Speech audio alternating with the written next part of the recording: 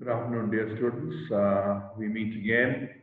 I hope you've been doing well. We've had now a little easy schedule, one Sunday of test and another Sunday of class because you had requested so. Some of the brothers had requested through Brother Ajito to have it this way. So we're having a lighter schedule, but I hope you nevertheless are learning the concepts and the philosophy of education, which is you have to spend some effort and time to do. You can't just get it straight away. You have to exercise your mind. So I hope you're doing that, even though the schedule has been lightened. And I understand that starting this week, next week, you will be also having other classes online. So you will be quite busy. Please budget your time for each subject and spend adequate time for all the subjects and become well-developed philosophers. So many areas to learn. So I hope you can do that. Today, we will be taking the seventh class, that is the class on existentialism, and let's see what that holds for us. So here is this is the slide for existentialism. Okay, so here we are. Okay, so the metaphysical assumptions of existentialism. The etymology of the word existentialism is given by the philosopher Martin Heidegger. Although he is not the major philosopher of existentialism, he interprets the word exist. X is out and sist is stand. So it is stand out. A person who stands out, that in essence is existentialism. A person who stands out with his originality, with his ideas, with his visions, such a person may be called an existentialist person or existential thinker. So that is the essence of existentialism. The individual and his likes and dislikes take on a radical character in existentialism. So the individual, he is paramount. Remember, in the philosophy, each philosophy we studied, something was most important. In idealism, the idea and the mind was most important. In naturalism, the nature and reality based on natural aspects is most important. In Thomistic realism, we had a blend of the two and so forth. So here we have the situation where the individual, personal individual is paramount. And there are two diversions in existentialism. One is the theistic existentialism, or the religious minded or the godly way of having existentialism. And then there is the atheistic or the non-godly way, the non-theistic way of understanding existentialism. There are two divergent traditions in existentialism. You should be aware of that. Kierkegaard, I think he was a Dutchman, and Nietzsche, he was a German. These are the two people who have given rise to theistic as well as atheistic philosophy of existentialism. Later, many European leaders, mainly Jean-Paul Sartre, the Frenchman, became prominent. Jean-Paul Sartre, the word is Jean-Paul Sartre in English, Jen, Jean, but in French you call it Jean-Paul Sartre. So Jean-Paul Sartre was the is the major philosopher of existentialism, and we have a lot to study about him in this class. He has said famously that the other is my hell. My world and what is around me, my interests and my ideas are the only thing that matter. Everything else, the other person's ideas are an intrusion. They are unnecessary. They bother me. So I don't want anything to do with the other person. The other is my hell. That is what Jean-Paul Sartre says. It caters to the existing individual and solitary human being rather than the shared social experience. Now, you heard about the philosophy of John Dewey, who was talking about the communitarian aspect of the truth. We heard in John Dewey that whatever works is the truth, and that truth has to be accepted in a wide social community. And so the social acceptance of truth, it's democratic. Truth is almost democratic. That is what John Dewey would say. But here, it's totally opposite. It is the sole individual and his likes and dislikes that matter. The shared social experience is nothing to worry about. According to Thomism, we had the maxim, essence precedes existence. But Sartre, Jean-Paul Sartre, inverts that maxim to existence precedes essence. In other words, we first become aware that we are, that we exist. So, in Thomistic realism, we had the aspect of the essence, the interior person, the interior divine, the interior person, the essence of the person. That was important. So he said the essence precedes the existence. But Jean-Paul Sartre says no, it is the existence that precedes essence. So first you have to be.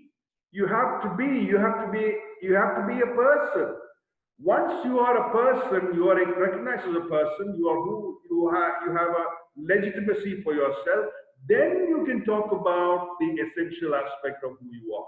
But first you have to be a person.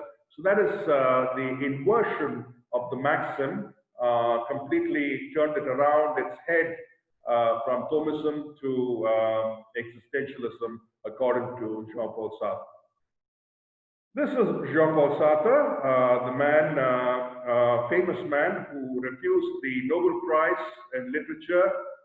He was awarded, I think, in the year 1960 or around that time. He was awarded the Nobel Prize, and he said, I don't want the Nobel Prize because who are you to judge me by awarding me a Nobel Prize? I am a man on my own terms. That was his pride at that time. And Jean-Paul Sartre has made a very big flutter in the intellectual circles all over the world when he said that. He is the first man to say no to the hallowed Nobel Prize. A central theme of existentialism is freedom of choice and responsibility to face the consequences. We will see a lot about that in Jean-Paul Sartre presently. So we'll continue with the metaphysical assumptions of existentialism. Socrates was charged with corrupting the Athenian youth with ideas of God over the gods of the state. He was called a villainous corrupter of the youth. You know, Socrates is considered the first existentialist. Why? We'll come to know very soon. This is the image of Socrates having accepted to drink poison. Why? Because he said, I'd rather die than give up my claim to the truth. So he was a man who was prepared to go to his death rather than give up his ideas about truth. And what was the major problem with him? The problem was he was called a person who was corrupting the Athenian youth with ideas about God, which are foreign to the state gods of Athens. You know, Athens, the Greek people at that time before Christ, had got so many gods, Apollos and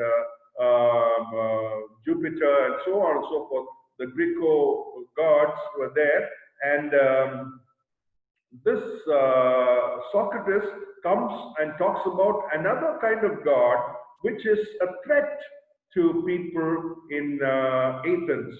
So he is charged with the charge that you are corrupting our youth. You are misleading our youth. You are a villain. You are corrupting the youth with foreign ideas, which are contrary to the state. And therefore, you become an enemy of the state. You must die. You must die. That was the charge against Socrates. Socrates was the first existentialist, so to say, because he accepts to drink poison for the sake of the truth.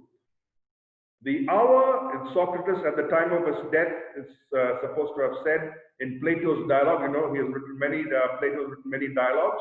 In one of the dialogues called Apology, Socrates speaks like this: the hour of departure has arrived, and we go our ways. I to die, and you to live. Which is better, God only knows. So his accusers, when they accuse him, he says, I will rather die than give up my position. And, you know, I don't mind dying. But you decide who is better off, whether I by dying am better off or you by living are better off. So that's why he says, the hour of departure has arrived. See how calm and collected he is. See the tone in the statement. And we go our separate ways. He is so confident of himself. I to die and you to live. Which is better, God only knows. This captures the spirit of existentialism. The person who stands for his truth, who stands for his principles. Socrates was therefore the quintessential existentialist. He was the person who had a beautiful aura about him, about the truth, and he was very much fitting into the description of the existentialist because he stood for the truth and he was fearless about standing for the truth.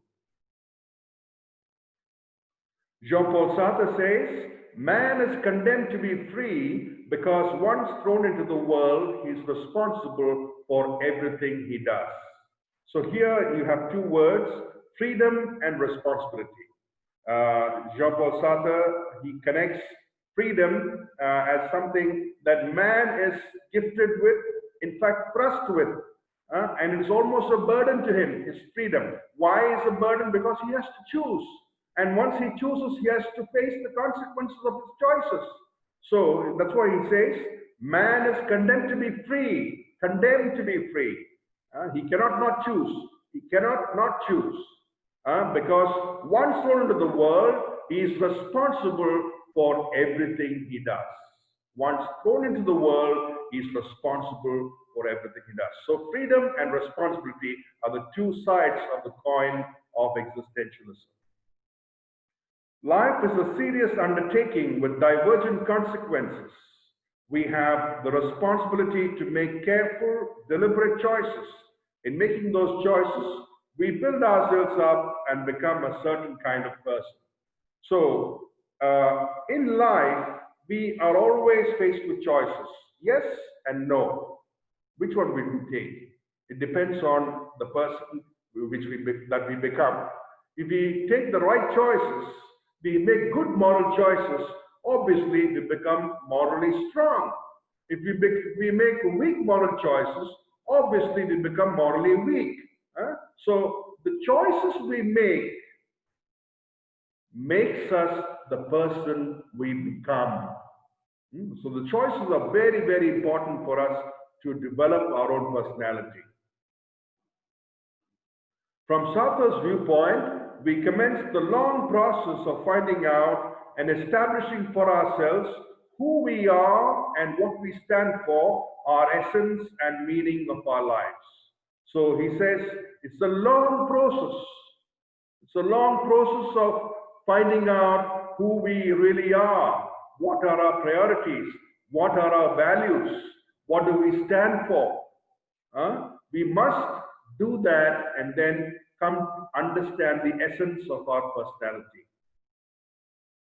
Sartre writes, man is nothing but what he makes of himself. Again, a statement based on decisions. It is an enlightened understanding of the need to decide, to make choices. And man is nothing but what he makes of himself. What about a Christian? This is a very important question you have to ask yourself. What kind of a Christian are you? What kind of a Catholic are you? You have to ask yourself this question. And you have to answer in the words of St. Jude. St. Jude in the New Testament, Jude has written one book. I think it has only got one chapter. The verse 20 says, build yourself upon your most holy faith. Build yourself up on your most holy faith. That means you make your choices in the context of the faith given to you. That way you will become the person you are supposed to become, that is a good Christian or a good Catholic. It's very important for us to build ourselves up on our most holy faith. God has given in His great kindness this Christian faith, this Catholic faith. Now we ought to build ourselves up based on that faith by making the right choices. Isn't that existentialism? That is a response to the existential question, who am I, what am I? Okay, now we come to the knowledge aspects of existentialism. The chief attribute of the individual is the necessity of making choices, the inescapable burden of finding out who I am and what I will be. So it's a personal interrogation you have to make, a personal introspection you have to make with yourself, and you have to ask this very difficult question. It seems very simple. It seems very simple, but it is very, very difficult to answer. Who am I and what I should be? In fact, I am very much touched by one of our saints whose feast we celebrated recently, Saint Bernard, who used to say, Bernarde ad quid vinesti. Bernard, for what have you come? Look at that question that Bernard asked himself. This was in the 12th century in France, and he asked that question, and he was a tireless worker for Christ. He had so much of zeal for the church. He built up the monasteries, he was a good philosopher, he was a good theologian. He worked tirelessly for the church. This was his question. Bernarde, ad quid vinesti. Bernard, for what have you come? It's a question from above. It's a question from above. You have to confront yourself with this question and give an answer to it. There is a strong subjective element to the human person because of the preeminence of the scientific method and its emphasis on empiricism. Human and behavioral sciences have been attempted to be understood objectively as atoms, molecules, and machines, which existentialism is against. So, pure scientific empiricism and analysis is not enough. It cannot take you far. The existential question has to be answered. Who am I? Where am I going? What is my calling? These are personal, deeply personal questions. And if you reduce things in terms of scientific methods of atoms, molecules, and electrons, protons, and all that, you don't get it. You just don't get it. So it is very important for you to ask and answer this question honestly. Sartre disregards the correspondence theory of truth and instead understands truth as the genuine, the real, the substantial. A true person casts off sham nature and embarks on an earnest search for meaning and personal integrity. You see that boy in that image, he's holding out a mask. Actually, that mask he removed from his face. He's got a mask which is not his true self. He's wearing this mask. And we all have got a mask like that, which is not our true self. And Sartre says, remove that mask. Be real. Be real. Get rid of that sham nature, this inauthentic nature. Get rid of that inauthentic nature and be real. This is what Jean-Paul Sartre says. Since we cannot avoid choosing our values and shaping the meaning of our lives by our cumulative choices, existentialists say that we should squarely face the whole business of living. So we should squarely face the whole business of living, because we cannot get rid of this question. We have to face this question. We have to choose our values. We have to choose our principles. And therefore, we have to face the business of living squarely.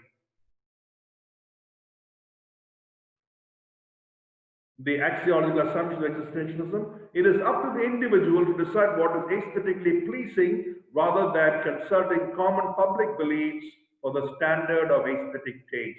So unlike John Dewey, the aesthetic aspect is within the individual, and it is the personal taste of the individual that matters. Sartre says that if there be moral absolutes, and if we could know them with certainty, surely we would lose our essential freedom as human beings. If there are moral absolutes like idealism, Sartre says, and if we could know them for sure, then we will be prisoners. We will be prisoners. This is what Sartre says. So there are no moral values. There are no absolute moral values. Everything is relative. Everything is as I see it, the way I see it. So that is what moral values of existentialism would say. We should distinguish between freedoms. There is freedom of the prodigal son who broke away and freedom of God's son who submitted. There is a danger that existentialists can indulge in the former. So we heard a lot of things about freedom in existentialism. Freedom is very important. Freedom of the self, freedom of expression, freedom of speech. All these are existential values. But this freedom, exactly what is it? If it is a freedom which says, I don't want anybody to control me, if I don't want any constraints around me, I want to be completely autonomous, I want to be totally unaccountable to anybody else. If that is freedom, then you are asking for the freedom of the prodigal son, which is what he did to his father. He said, give me what belongs to me, I go. I go. And where did he go? He went on the road to his death. So absolute freedom can lead you in contrary idea to yourself to your death. He went to the pigs. He was amidst the pigs. And there he realized that that is not his place. And he retraced his place back to his father. So the question for you to ask is absolute freedom a good thing? I don't know. Look at, on the other hand, Jesus Christ. He was God himself. He came down. He submitted to his parents first. He was under the law. He submitted to the law. He took the burdens of sins upon himself, and everything. He died for us. And then he resurrected. Now, he shows extremely good freedom because he was a man who was free in the terms that he was free to do good. Freedom for Jesus Christ is not freedom from constraints because he submitted. He submitted to all the authorities at that time. But he was free because he preached goodness, he did goodness, he brought goodness. He was a symbol of goodness. So freedom to do good is real freedom. Freedom is not something which says, I have no controls, I am completely without chains, and therefore I am free. That is not the freedom we are talking about. Freedom on the opposite side is the freedom to do good. That is the difference between the freedom of the prodigal son and the freedom of God's son. Existentialist, let's see the educational implications of existentialism. Existentialists advocate a curriculum that explores the inner recesses of the person. So the inner feelings of the person, the inner thoughts of the person, all these things are part of the existentialist process. Courses in science that deal with objective facts and quantifiable data are of secondary importance to those that encourage growth of selfhood in the student. So quantifiable data and courses in science are secondary. What is important in existentialist philosophy and curriculum is those things which help you to become a better person and help you to understand yourself. Sartre suggests that the arts give opportunity for self-expression. The social sciences also provide occasions for the student to react to important issues and problems. So the arts are a medium to express yourself, and the social situation is an occasion to express yourself.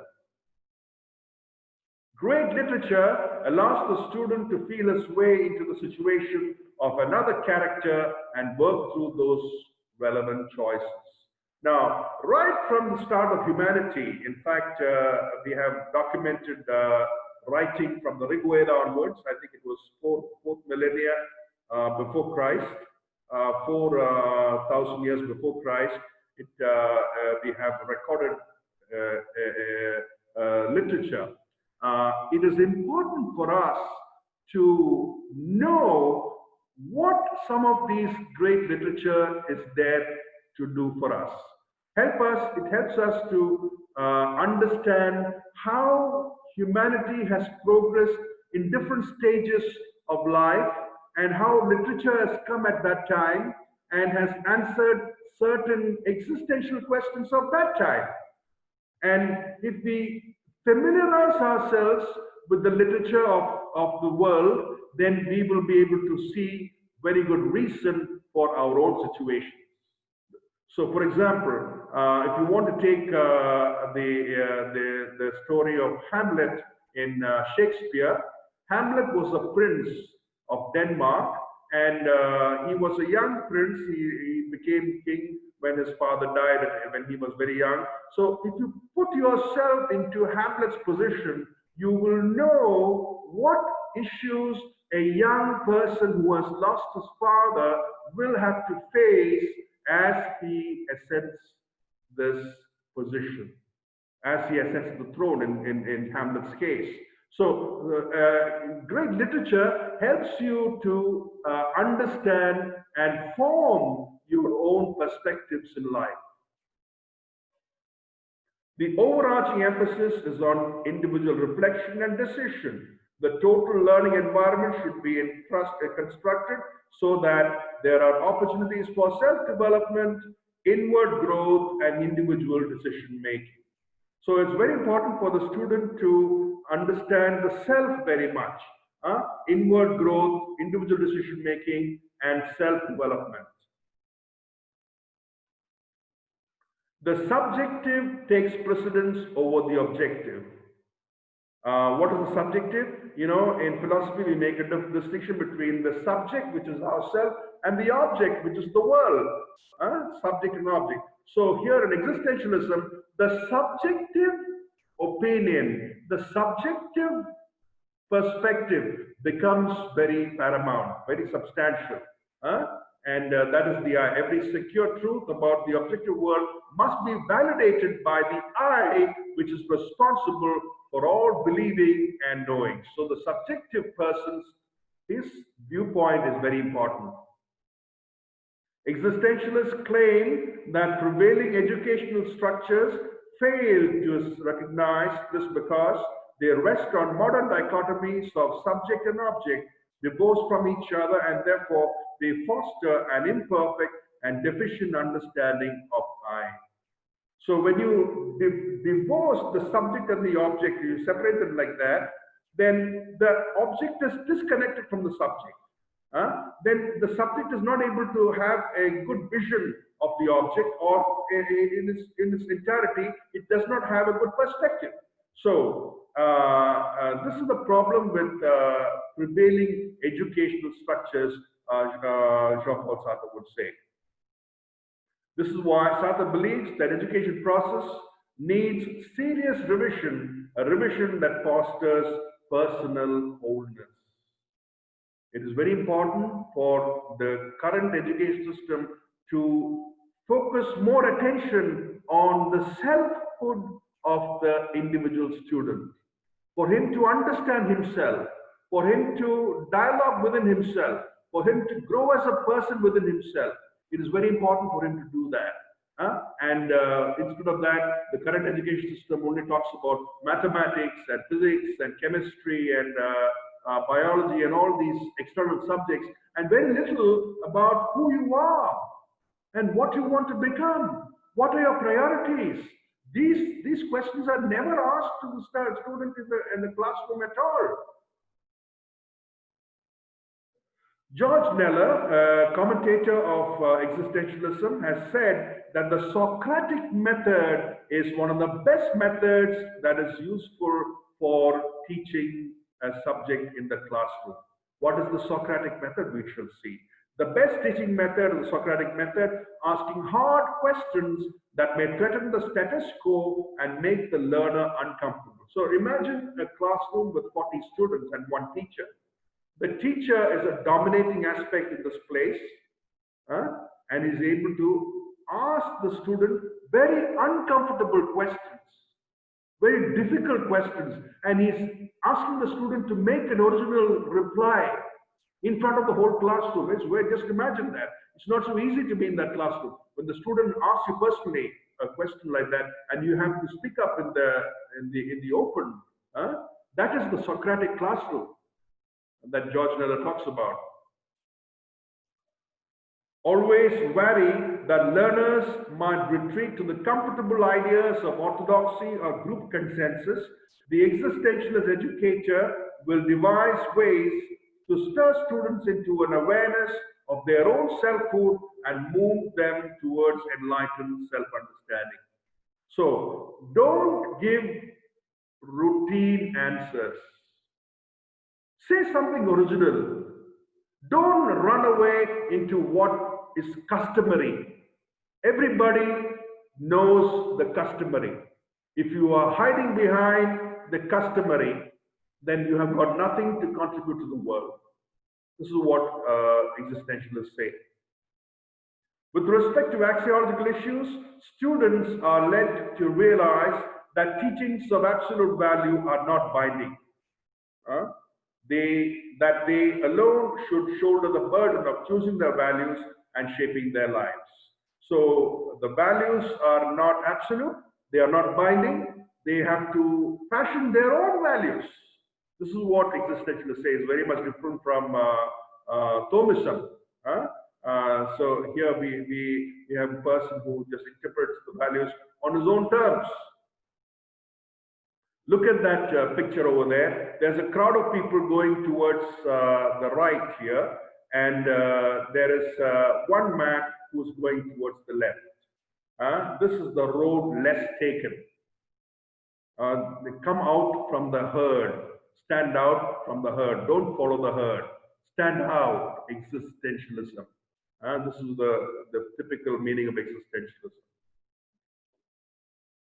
Now, this is an image where we see the education implications of existentialism. Sartre recommends no perfect compliance with any social system or code of conduct. This is the way I see it.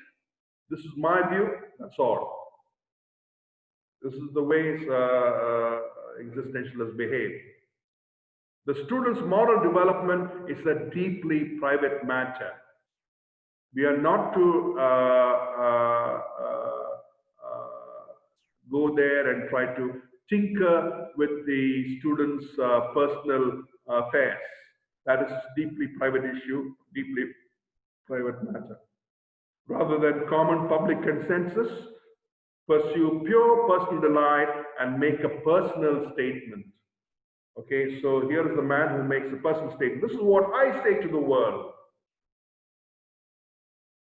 Sartre, free imagination in art, and existentialist educators use a non-directive approach. Existential educators allow the person to come out, the self-person to come out. Let's look at the strengths and weaknesses. Strengths. Existentialism awakens us to personal responsibility, a fundamental and excellent axiom for education. So it's very strong on personal responsibility. Here's, look at this man running away to do his work. He said, I must finish my assignment. I must do my duty. That is my responsibility. I must do it. This is a typical aspect of existentialism. It's one of its strengths. Another strength, an inward personal struggle for meaning captures the human situation, an idea to die for, Kierkegaard. So Soren Kierkegaard, the theistic existentialist, says, give me an idea to die for. Give me an idea which I will die for. Remember, in the first class, we spoke about the fact that a good philosopher has to be open to death. Something similar is here. Kierkegaard says, give me an idea that I am willing to die for. I'll give my life for it. We are born biological, but we must become existential persons who appropriate the truth rather than approximate it. So the existentialists say that when we are born just a biological being. But through our formation, through our education, through our development, intellectual development, through the choices we make, we become existential. So from biological being to an existential being. So we are born biological, but we become existential. Since man is imago Dei, and both God and man are mysteries, it is a struggle to be authentically human, which is an affirmation of reality. So here we have the situation where God is a mystery and man also is a mystery. In this mysterious realm of things, it is very difficult to become authentically human.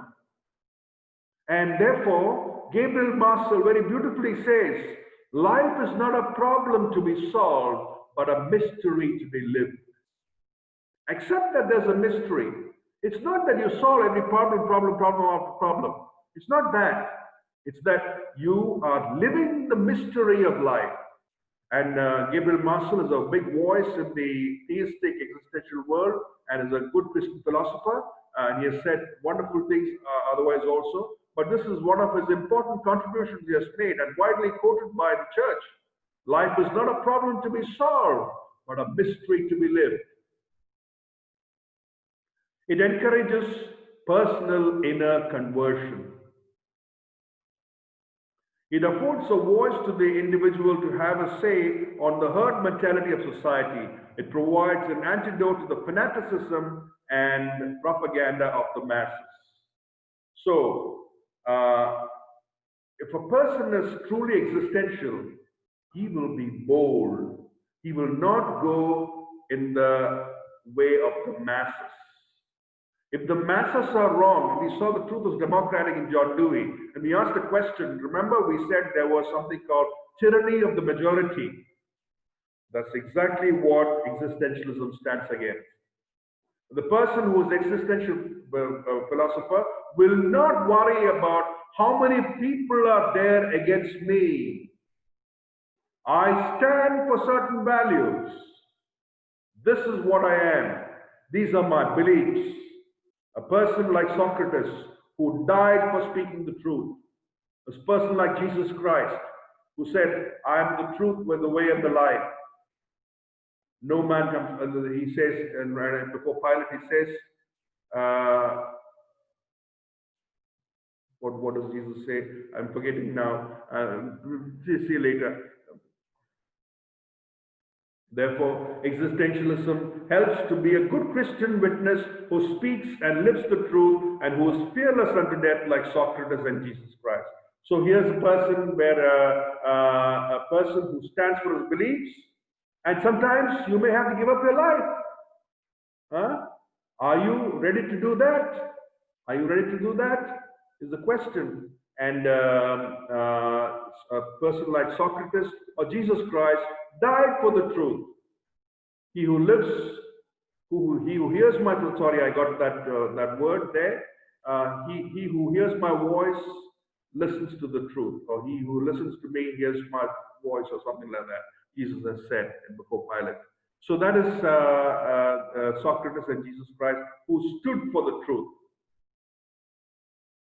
The weaknesses of existentialism. The cosmos are devoid of meaning. One must shape one's own destiny. Sartre holds that the individual decides what is real and what is true. Now, it is too much to expect one individual or all individuals in their own selves to understand all of reality within themselves. I mean, that's too much, isn't it?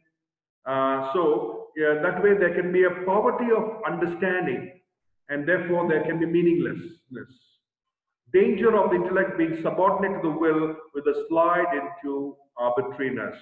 So here we have the situation where the will and the intellect, remember in Thomism we spoke about the will and the intellect, and we said they must go hand in hand. But here, and so in Thomism, actually the intellect is taking higher position and the will is subordinate to it. But here it's exactly the opposite.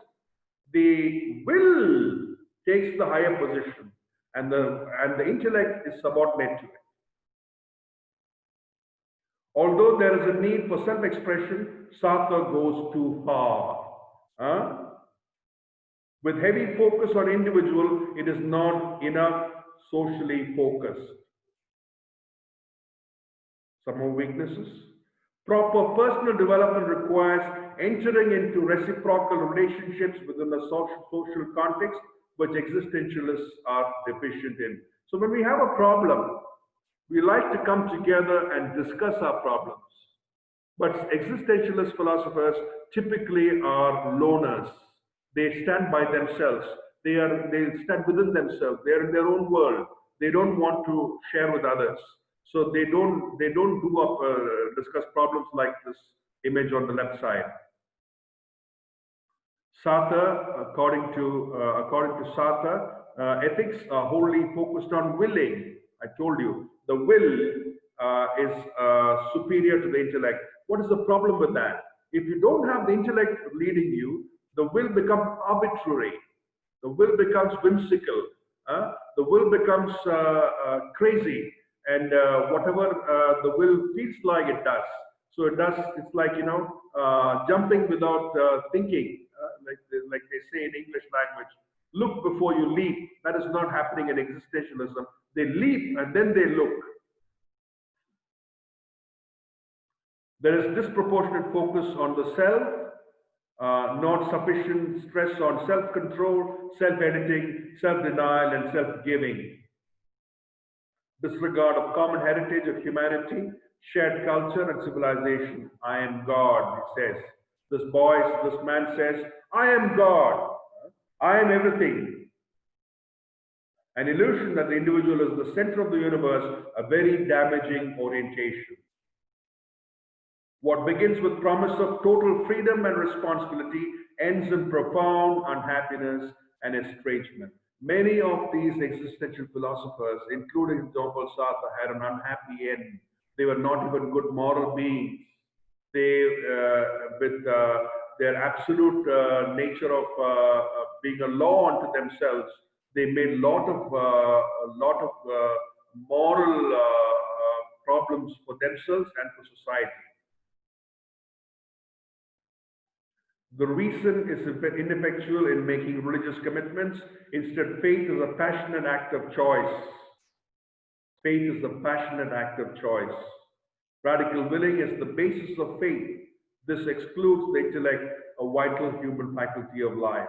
It is also called voluntarism. So, faith is not properly thought about. It is not thought through. It is just leapt into. It is just radically willed, which is not a good way of doing it, because we are called to love, know, and serve the Lord. Remember Catechism? We are called to love, know, and serve the Lord. So here, searching for a personal and intuitive dimension of faith, factual, historical, and doctrinal elements of a faith tradition are denigrated. So here, the faith becomes very, very personal. It's almost like a person who says, I and my Bible, I interpret what the Bible says to me. I don't want the authority of the church. I don't want the doctrines of the church. I don't want to know the history of the church or what the sacred orders teach, the ordained ministers teach. Faith, existential faith is too personal, which can be wrong. A penchant for reading in historical developments of the church to personalize and strip them of objective historical value.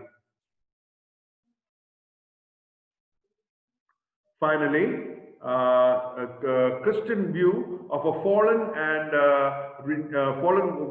world and needy humanity explains the meaninglessness and absurdity of existentialism. Existentialism needs the Christian faith to make it a beautiful system. But unfortunately, the atheistic existentialism becomes a lopsided and a partial system. There are some good things in it, but it's not wholly good. It's got some problems with it. And the Christian idea about the fallen world and a needy humanity, it explains the poverty of the human situation and helps us to have a better existential philosophy. So this is the weakness of existentialism, which it does not recognize the Christian doctrines. So that's where we leave off. My dear students, I hope you have understood something. I look forward to sending you the test next Sunday. But meanwhile, learn and be good students to understand the lectures and to concentrate on all classes, because you have a great what should I say, calling. You have a great calling to be philosophers and be priests of the church. You have to have a solid mind, a strong mind to do that. So you should develop this aspect of engaging with philosophical ideas. Thank you very much. I stop here. I enjoyed speaking with you. I hope you have learned something, and we meet again 2 weeks from now. Next week, I will send you the question for this class. Thank you very much. God bless you all.